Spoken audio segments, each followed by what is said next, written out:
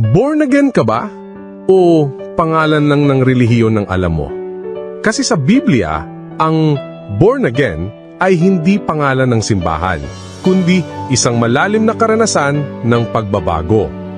Kaya mga ka-Disciple, marami sa atin na naririnig ang salitang born again at iniisip agad, yung mga hindi Katoliko may sariling simbahan.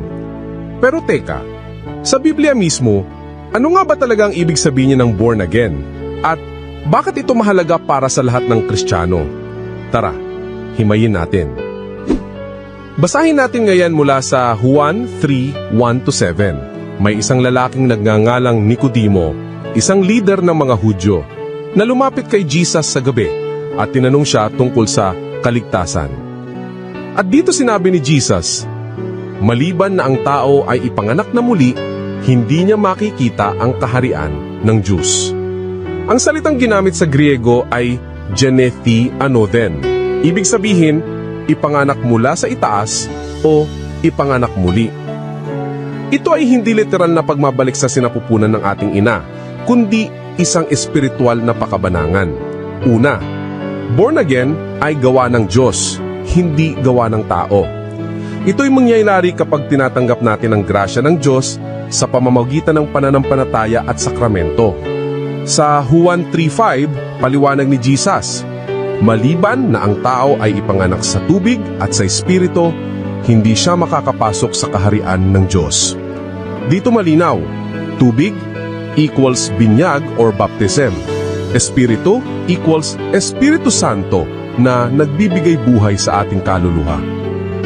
Pangalawa, ang born again ay simula ng bagong buhay.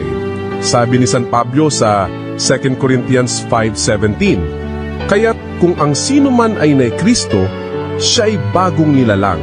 Ang mga dating bagay ay lumipas, narito, ang lahat ay naging bago. Pangatlo, ang born again ay hindi pangalan ng simbahan sa Biblia. Ito ay kalagayan ng isang taong binago ni Kristo. Sa kasaysayan, lumabas lang ang terminong ito na bilang pangalan ng grupo noong modernong panahon, lalo na sa mga evangelical movements. Pero sa unang 1,500 taon ng Kristyanismo, ang born-again experience ay laging kaugnay ng binyag sa simbahang Katoliko. May iba kasing lumilipat ng relihiyon at sinasabing, dito kasi ako magbabago, hindi na magbibisyo, hindi na iinom, hindi na manliligaw ng masama, hindi na manluloko. Pero kapatid, tanong ko lang, kailangan ba talagang lumipat para magbago? Ikaw mismo ang may desisyon at kapangyarihang tumigil sa bisyo, hindi ang relihiyon. Bakit? Tinuruan ka bang magbisyo nung nasa Katoliko ka? Hindi naman, di ba?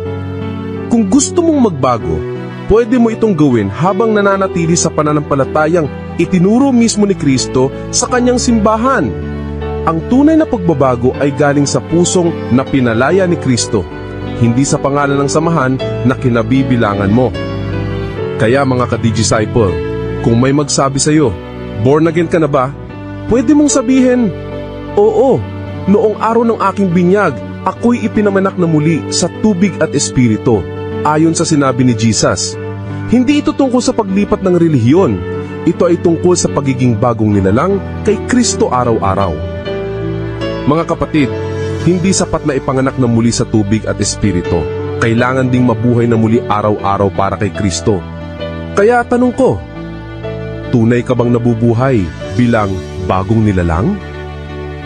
Ako si Brother Rai, online for Christ, offline with purpose. God bless.